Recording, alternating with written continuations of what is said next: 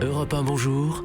Raphaël Duchemin. L'ultimatum fixé à Moscou par Londres a expiré cette nuit. L'ambassade de Russie avait d'ailleurs fait savoir qu'elle ne s'y plierait pas tant qu'elle n'aurait pas reçu les échantillons de la substance chimique utilisée pour empoisonner l'ex-espion russe Sergueï Skripal.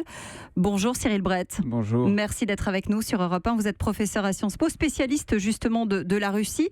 Peut-on aujourd'hui avoir la certitude, d'une quelconque manière d'ailleurs, que la Russie est bien derrière cette affaire ?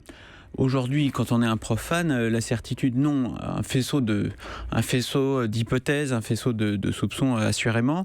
D'abord, la succession qui est troublante. Litvinenko en 2007, Berezovski 2013 et aujourd'hui donc Skripal.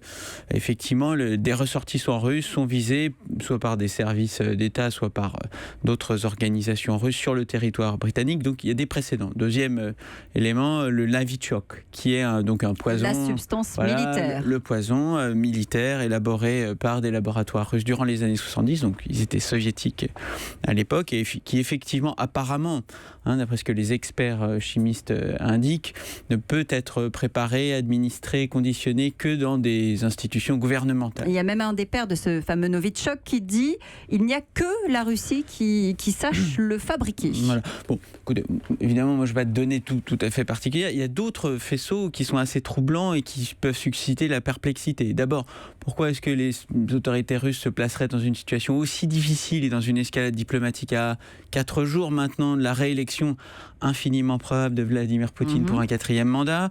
Pourquoi se placer dans une situation d'image aussi dégradée à quelques mois de ce qui va être le principal événement en Russie cette année? Pas du tout l'élection présidentielle, mais la Coupe du Monde, du 15 juin au 15 juillet. Et sur laquelle pourquoi le faire? S'agit-il d'un dérapage? S'agit-il d'une manipulation? On lit beaucoup dans la presse russe ce matin la thèse de la manipulation. C'est une réponse du berger à la bergère.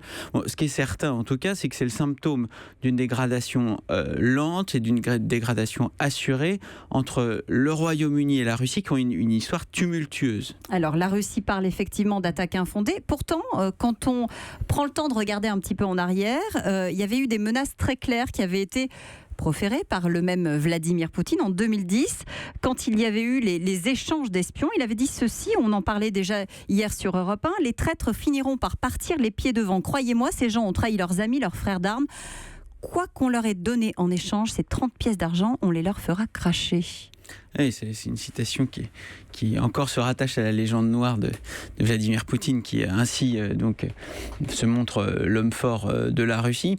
Et en contrepartie, ce qu'il faut voir aussi, c'est que Theresa May est dans une conjoncture internationale, mais aussi nationale, où elle doit elle aussi apparaître comme intransigeante, et c'est bien naturel pour un gouvernement, sur le respect de la souveraineté nationale et sur le respect des nationaux britanniques. Ce qui est certain, c'est que l'engrenage et le cercle vicieux de la dégradation des relations entre Russie et Royaume-Uni est en route, et ça va poser problème aussi pour l'Union européenne, puisque aujourd'hui, désormais, après le discours de Theresa May, la question, ça va être de savoir le degré de solidarité entre un Royaume-Uni qui est en plein Brexit et ses alliés de l'Union européenne, et la solidarité dans la relation spéciale entre les États-Unis, pris eux-mêmes dans une affaire russe d'une nature complètement différente, qui serait la manipulation par les autorités russes de l'élection. Ce qui fait qu'on entre dans une zone d'incertitude. La 2018, qui devait, selon certains, être l'année d'un rapprochement entre l'Occident et la Russie, risque d'être l'année d'un nouvel écart et d'un nouveau fossé. Vous parliez des solidarités. On a déjà une petite idée de ce qui est en train de se mettre en place, puisque l'Union européenne, le Canada, la France, l'Allemagne se sont rangés du côté de la Grande-Bretagne. L'Amérique aussi, en tout cas via les propos de Donald Trump. Alors maintenant, comment est-ce qu'on va passer des paroles aux actes? Qu'est-ce qu'on va faire?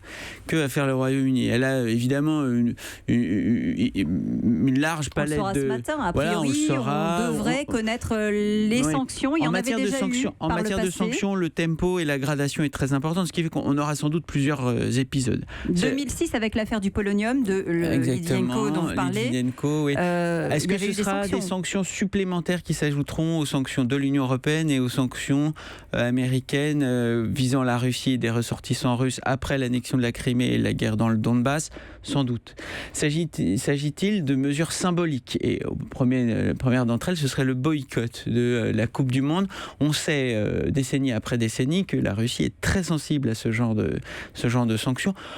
Les plus vieux d'entre nous, j'en suis, se rappelleront des Jeux de Moscou boycottés par les États-Unis, des Jeux de Los Angeles qui était la réponse du berger à la bergère, le boycott de ces Jeux américains par l'URSS. Et puis, il va savoir, est-ce que le président Poutine, après sa réélection, vraisemblablement le 18 mars, donc qui est la date anniversaire de l'annexion de la Crimée, ce sera pour lui un moment de gloire, vraisemblablement, mais aussi sur la scène internationale, un moment de vulnérabilité.